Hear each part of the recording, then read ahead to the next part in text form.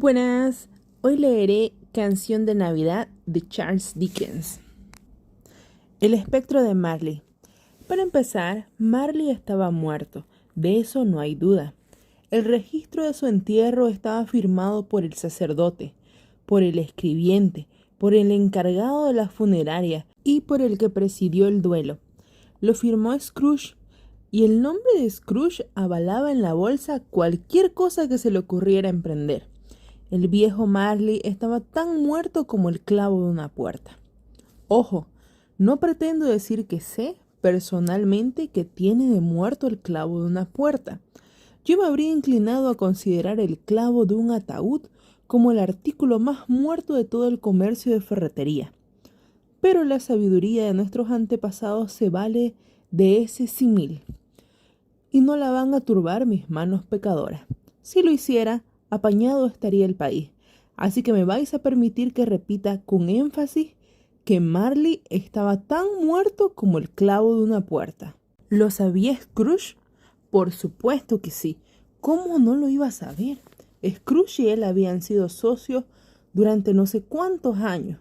Scrooge fue su único albacea, su único administrador, su único cesionario, su único heredero, su único amigo y su único acompañante en el entierro. Sin embargo, Scrooge no se dejó anonadar por el triste acontecimiento, pues el mismo día del funeral se mostró como un excelente hombre de negocios al conseguir celebrarlo por una verdadera ganga. Esta alusión al funeral de Marley me retrotrae al punto de partida. No cabe duda que Marley estaba muerto. Hay que tener esto muy claro, o de lo contrario no veréis nada de prodigioso en la historia que voy a contar. Si no estuviésemos totalmente convencidos de que el padre de Hamlet había muerto antes de empezar la obra, no nos extrañaría que diese un paseo nocturno por sus propias murallas, con el viento del este, y tampoco tendría nada de particular el que un señor maduro saliese a dar una vuelta temerariamente, después de anochecer, por un paraje ventoso, por St. Paul's Churchyard, por ejemplo, con la expresa intención de asombrar al espíritu impresionable de su hijo. Scrooge no cubrió con pintura el nombre del viejo Marley. Allí permanecía, años después, sobre la puerta de su almacén. Scrooge y Marley. La empresa era conocida como Scrooge y Marley. La gente que visitaba por primera vez el negocio llamaba a Scrooge unas veces Scrooge y otras Marley, pero él respondía a los dos nombres, le daba igual. Pero Scrooge era un auténtico tacaño, un viejo y codicioso pecador que agarraba, estrujaba, arrancaba, arrebataba y despojaba.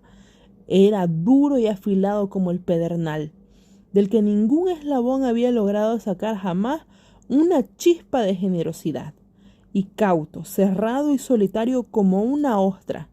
Su frialdad interior acartonaba su viejo semblante, congelaba su nariz puntiaguda, secaba sus mejillas, embaraba su paso, enrojecía sus ojos, amorotaba sus labios delgados y volvía acerada su voz chirriante. Una gélida escarcha le cubría la cabeza, las cejas, la hirsuta barbilla. Siempre llevaba consigo su baja temperatura. Helaba su oficina en los días de bochorno y no se deshelaba ni 1 grado en Navidad. Poco influía en Scrooge el frío y el calor externos. Ningún calor lo calentaba, ningún tiempo invernal lo enfriaba. Ningún viento era más crudo que él, ninguna nevada era más firme en sus propósitos, ningún diluvio menos sensible a la súplica. No había mal tiempo que lo dominase. Solo en un aspecto podían presumir de aventajarlo la lluvia, nieve, granizada y cellisca más intensa. A menudo cedían generosamente, mientras que Scrooge no lo hacía jamás. Nadie lo paró nunca en la calle para decirle con gesto alegre: «Querido Scrooge, ¿cómo le va? ¿Cuándo viene a visitarme?». Ningún mendigo le imploró una limosna. Ningún niño le preguntó la hora. Ningún hombre o mujer le pidió una sola vez que le indicase en qué dirección se iba a tal o cual sitio. Hasta los perros de los ciegos parecían conocerlo, y cuando lo veían aparecer, tiraban de su dueño hacia los portales y los patios, y movían el rabo como diciendo: vale más no tener ojos que andar ahojando desventurado amo.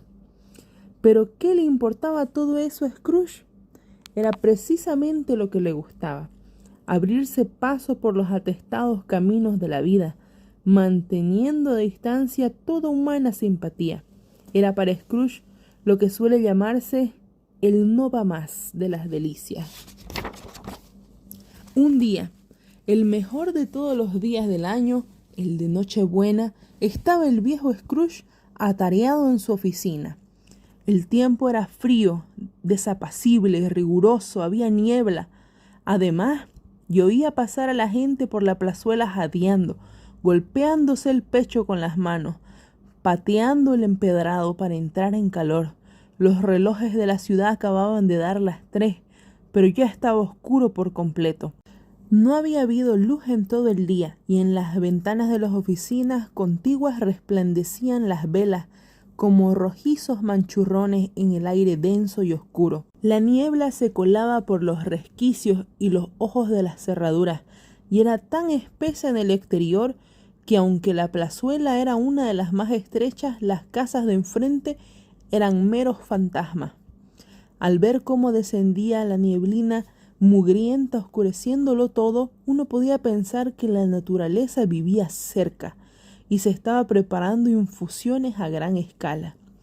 Scrooge tenía abierta la puerta de su despacho a fin de poder vigilar a su escribiente, que un poco más allá, en un lóbrego cuartucho, una especie de tabuco, copiaba cartas. Scrooge tenía encendida una pequeñísima lumbre, pero la de su escribiente lo era tanto que parecía formada por un solo carbón. Sin embargo, no podía reavivarla, porque Scrooge tenía la carbonera en su propio despacho. Y como es natural, en cuanto entraba el escribiente con la paleta, el jefe sentenciaba que él y la paleta estaban de más en aquel lugar. Así que el escribiente se enrollaba su bufanda blanca e intentaba calentarse con la vela, un esfuerzo en el que fracasaba, dado que no era hombre con gran imaginación. «¡Feliz Navidad, tío! ¡Dios le guarde!», gritó una voz alegre. Era la voz del sobrino de Scrooge, el cual había entrado tan de repente que sus palabras fueron el primer anuncio de su llegada. «Bah», dijo Scrooge, «paparrucha». Tanto había entrado en calor el sobrino de Scrooge, caminando deprisa en la niebla y la escarcha, que estaba todo encendido. Tenía la cara colorada y hermosa, le chispeaban los ojos y al respirar salía de su boca una nube de vapor. «Paparrucha, las Navidades, tío», dijo el sobrino de Scrooge. «No lo dirá en serio, ¿verdad?». «Claro que sí», dijo Scrooge. «¡Feliz Navidad! ¿Qué derecho tienes tú a ser feliz? ¿Qué motivo tienes para ser feliz? Eres la mar de pobre». «Vamos a ver», replicó el sobrino con alegría. «¿Qué derecho tiene usted para estar tan enfurruñado? ¿Qué motivo tiene para estar de mal humor? Es la mar de rico». Como Scrooge no tenía mejor respuesta a mano, repitió: «Bah», seguido de «paparrucha». «No se enfade, tío», dijo el sobrino. «¿Qué otra cosa puedo hacer?», replicó el tío, «viviendo en un mundo de idiotas como este. ¡Feliz Navidad!». «Al diablo con la Navidad. ¿Qué es la Navidad para ti sino la época de pagar facturas y quedarte sin dinero? La época en que te descubres un año más viejo y ni una hora más rico. La época de cuadrar tus libros y de descubrir que cada asiento a lo largo de los 12 meses lo has ido apuntando en el pasivo». «Si pudiese», añadió Scrooge indignado, «cocería en su propio caldo a todo idiota que anda con el Feliz Navidad en los labios y lo enterraría con una estaca de acebo clavada en el corazón. Vaya que sí». «Tío», suplicó el sobrino. «Sobrino», replicó el tío con osquedad, «celebra la Navidad a tu manera y déjame a mí celebrarla a la mía». «¿Celebrarla?», repitió el sobrino de Scrooge. «Pero si usted no la celebra». «Entonces déjame en paz», dijo Scrooge, «y que te aproveche, como te ha aprovechado hasta ahora». «Hay muchas cosas de las que podrías haber sacado provecho y sin embargo no lo ha hecho», replicó el sobrino. «Entre ellas la Navidad. Siempre he pensado que las Navidades, aparte de la veneración que debemos a su origen, y nombres sagrados, si es que se puede dejar aparte algo que le es tan propio, son una época buena, una época amable, indulgente, caritativa, agradable, la única que conozco en el largo calendario del año en la que hombres y mujeres parecen estar de acuerdo en abrir de par en par sus corazones y en considerar a sus inferiores como compañeros de viaje a la tumba, y no como una especie distinta de seres camino de otros destinos. Por tanto, tío, aunque la Navidad nunca haya traído a mi bolsillo ni una pizca de oro o de plata, creo que ha sido beneficiosa para mí y que seguirá siéndolo. Así que digo, bendita sea. El escribiente del tabuco aplaudió instintivamente, pero dándose cuenta al punto de su incorrección, se puso a atizar el fuego, con lo cual apagó definitivamente la débil brasa que quedaba. Si vuelvo a oírlo otra vez, dijo Scrooge, va a celebrar la Navidad perdiendo el empleo. Eres un orador convincente, muchacho, añadió, volviéndose a su sobrino. No sé por qué no entras en el Parlamento. No se enfade, tío. Ande, venga a cenar mañana con nosotros. Scrooge contestó que antes lo vería. Sí, lo dijo. Terminó la frase y dijo que antes lo vería en el infierno. ¿Pero por qué? Exclamó el sobrino de Scrooge. ¿Por qué? ¿Por qué te casaste? Preguntó Scrooge. Porque me enamoré. Porque te enamoraste, gruñó Scrooge, como si eso fuese lo único en el mundo que ganaba en ridiculez a una feliz Navidad. Buenas tardes. No, tío, usted nunca vino a casa antes que eso ocurriera. ¿Por qué lo pone ahora como pretexto para no venir? Buenas tardes, dijo Scrooge. No quiero nada de usted, no le pido nada. ¿Por qué no podemos ser amigos? Buenas tardes, dijo Scrooge. Lamento de todo corazón verlo tan obcecado. Nunca hemos tenido una sola disputa por mi culpa, pero hoy he hecho este intento en honor a la Navidad y quiero conservar mi estado de ánimo navideño hasta el final. Así que ¡feliz Navidad, tío! Buenas tardes, dijo Scrooge. Y ¡feliz Año Nuevo! Buenas tardes, dijo Scrooge. Su sobrino, no obstante, abandonó la habitación sin una palabra de enfado. Se detuvo al otro lado de la puerta a dar las consabidas felicitaciones al escribiente, el cual, aunque estaba aterido, tenía más calor que Scrooge, porque le deseó también una feliz Navidad muy efusivamente. «Ostro, ¿qué tal?», murmuró Scrooge, que lo había oído. «Mi escribiente, con 15 chelines a la semana, mujer e hijo, y habla de felices Navidades. Está para que lo encierren. Este lunático». Al abrirle la puerta al sobrino de Scrooge, dejó entrar a otras 2 personas. Se trataban de 2 señores corpulentos de aspecto agradable, que a continuación se quedaron de pie, con el sombrero en la mano, en el despacho de Scrooge. Traían consigo libros y documentos, y los saludaron con una inclinación. «Esta es la casa de Scrooge y Marley, ¿no?», dijo uno de los caballeros consultando una lista. «¿Tengo el gusto de hablar con el señor Scrooge o con el señor Marley?» «El señor Marley lleva muerto 7 años», respondió Scrooge. «Precisamente esta noche hace 7 años que murió. Estamos seguros de que su liberalidad está bien representada por el socio que le sobrevive», dijo el caballero, presentando sus credenciales. Desde luego que lo estaba, porque habían sido 2 almas gemelas. Ante la siniestra palabra liberalidad, Scrooge frunció el ceño, negó con la cabeza y devolvió las credenciales. «En las fiestas de esta época del año, señor Scrooge», dijo el caballero tomando una pluma, «resulta más necesario de lo habitual que hagamos una pequeña colecta para los pobres y necesitados que sufren enormemente hoy en día. Miles de ellos carecen de lo imprescindible y cientos de miles no tienen cubiertas las necesidades más elementales, señor». «¿No hay cárceles?», preguntó Scrooge. «Muchas cárceles», dijo el caballero, dejando la pluma otra vez. «¿Y los asilos de la Unión?», preguntó Scrooge. «¿Todavía funcionan?». «Todavía funcionan», replicó el caballero. «Ojalá pudiese decir que no». «¿Y siguen en marcha los molinos de sangre y la ley de los pobres?», dice Scrooge. «Ya lo creo, señor». «Ah, por lo que ha dicho al principio, creí que había pasado algo que interrumpía su beneficioso funcionamiento», dijo Scrooge. «Me alegra mucho saber que no ha sido así. Convencidos de que estas instituciones apenas aportan consuelo cristiano al cuerpo o al alma de la gente, respondió el caballero. Algunos de nosotros estamos tratando de recaudar fondos para comprar a los pobres alimentos, bebida y medios para calentarse. Hemos escogido esta época porque entre todas las del año es aquella en que más se siente la necesidad y más alegra la abundancia. ¿Qué cantidad le anoto? Ninguna, replicó Scrooge. ¿Quiere entonces guardar el anonimato? Quiero que me dejen en paz, dijo Scrooge. Ya que me preguntan qué quiero, esa es mi respuesta, señores. No me divierten las Navidades y no voy a contribuir a que se diviertan los haraganes. Yo colaboro en el sostenimiento de las instituciones que he citado. Bastante me cuestan, con que el que ande mal de dinero que acuda a ellas. Muchos no pueden, y otros preferirían morirse antes que ir a parar a esas instituciones. Si prefieren morirse, dijo Scrooge, más valdría que se murieran. Así disminuiría el exceso de población. Además, ustedes perdonen, pero yo no sé nada de esas cosas. Pero podría saberlo, comentó el caballero.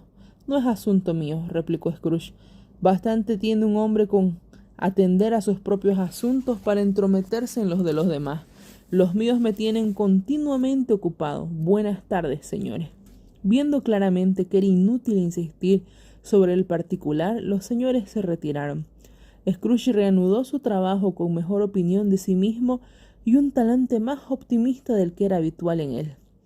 A todo esto, la niebla y la oscuridad se habían hecho tan densas que algunos andaban con antorchas llameantes, ofreciéndose a ir delante de los caballos de los carruajes para alumbrarles el camino. El viejo campanario de una iglesia, cuya ronca campana espiaba siempre furtivamente a Scrooge desde una ventana gótica del muro, se volvió invisible y dio las horas y los cuartos entre la neblina, con trémulas vibraciones como si le castañasen los dientes en su helada cabeza allá en las alturas.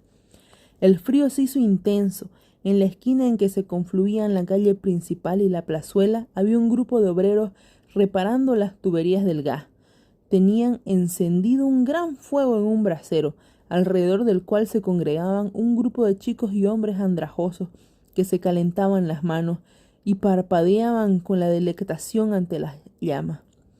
Abandonado la boca de riego a su soledad, el agua derramada se había congelado lúgubremente, convirtiéndose en misantrópico hielo.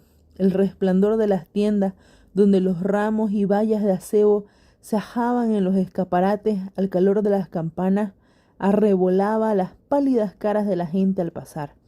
Las pollerías y las tiendas de comestibles eran una espléndida broma, un espectáculo radiante que hacía casi imposible creer que tuviesen alguna relación con nociones tan ruines como la compra y la venta. El alcalde, en la fortaleza de su imponente casa consistorial, ordenaba a sus 50 cocineros y criados que preparasen la Navidad, como correspondía a la casa de un señor alcalde. Incluso el humilde sastre al que habían multado con 5 chelines el lunes anterior por emborracharse y armar escándalo en la calle, removía en su bujardilla el budín del día siguiente, mientras su escuálida esposa salía con el bebé a comprar la carne. Más niebla aún y más frío. Era un frío intenso, agudo, penetrante. Si el bueno de San Dunstan le hubiese pellizcado la nariz al maligno con unos dedos tan fríos como este tiempo, en vez de usar sus armas de costumbre, entonces sí que habría tenido motivos para rugir. El dueño de una joven y pequeña nariz, que el hambriento frío roía y lamía como roen los perros un hueso, se acercó al ojo de la cerradura de Scrooge para agasajarlo con un villancico. Pero en cuanto sonaron las primeras notas de «Dios le bendiga, jovial caballero, y nada le cause el menor desaliento», Scrooge echó mano de la regla con tal energía que el cantor huyó aterrorizado, abandonando el ojo de la cerradura a la niebla y al frío, más a tono con el humor del viejo tacaño. Por fin llegó la hora de cerrar la oficina. Abandonó a Scrooge de mala gana el taburete y admitió tácitamente el hecho ante el expectante empleado del tabuco, el cual apagó la vela al instante y se puso el sombrero. Supongo que querrá tener libre todo el día de mañana, ¿no?, dijo Scrooge. Si no le importa, señor. Sí me importa, dijo Scrooge, y no es justo. Si le descontara media corona por ello, lo consideraría un abuso, a buen seguro. El empleado sonrió con timidez. Sin embargo, dijo Scrooge, usted no piensa que comete un abuso conmigo cuando yo le pago el jornal de un día sin haber trabajado. El escribiente comentó que eso era solo una vez al año. Mala excusa para rascarle a uno el bolsillo cada 25 de diciembre, dijo Scrooge, abrochándose el gabán hasta la barbilla. Pero supongo que tengo que darle el día libre. Pasado mañana quiero verle aquí más temprano. El escribiente prometió hacerlo así, y Scrooge salió gruñendo. Cerraron la oficina en un santiamén, el empleado con los largos extremos de su bufanda blanca colgando por debajo de la cintura, puesto que no podía permitirse el lujo de tener un gabán. Bajó por la calle Cornhill, resbalando 20 veces en honor a la Nochebuena, detrás de una hilera de niños, y luego se encaminó hacia su casa, en Camden Town, lo más deprisa que podría correr para jugar a la gallina ciega. Scrooge tomó su melancólica cena en su melancólica taberna de costumbre, y después de leerse todos los periódicos y distraerse el resto de la velada con el libro de cuentas, se marchó a su casa a acostarse. Vivía en un piso que en otro tiempo había pertenecido a su difunto socio. Era un piso lóbrego, de un edificio bajo, situado al final de un callejón, donde encajaba tan poco que uno no podía por menos de imaginar que había llegado allí de pequeño, jugando al escondite con otros edificios, y había olvidado por dónde se salía. Ahora era bastante viejo y bastante deprimente, porque no vivía nadie en él aparte de Scrooge, dado que el resto de los pisos habían sido alquilados como oficinas. Estaba tan oscuro el callejón que el propio Scrooge, que conocía cada una de sus piedras, tenía que caminar a tientas. La niebla y la escarcha envolvían de tal modo la negra entrada de la casa que parecía como si el genio del tiempo estuviese sentado en el umbral, sumido en un fúnebre meditación. Ahora bien, es evidente que la aldaba de la puerta no tenía nada de especial, aparte de ser muy grande. Es evidente también que Scrooge la veía noche y día desde que vivía en este lugar. Y también que Scrooge tenía tan poco de eso que llaman imaginación como cualquiera del centro de Londres, incluidos, que ya es de decir, los miembros del ayuntamiento, los gremios y los concejales. Tengamos presente asimismo que Scrooge no había dedicado un solo pensamiento a Marley desde que aquella misma tarde aludió a los 7 años que llevaba muerto. Y ahora, que alguien me explique, si puede, cómo es que Scrooge, con la llave metida en la cerradura, vio en la aldaba, sin que éste experimentase cambio alguno, no una aldaba, sino la cara de Marley. Sí, la cara de Marley, y no emergiendo de la oscuridad impenetrable como los demás objetos del callejón, sino dotada de una fosforescencia mortecina, como una langosta descompuesta en un sótano oscura.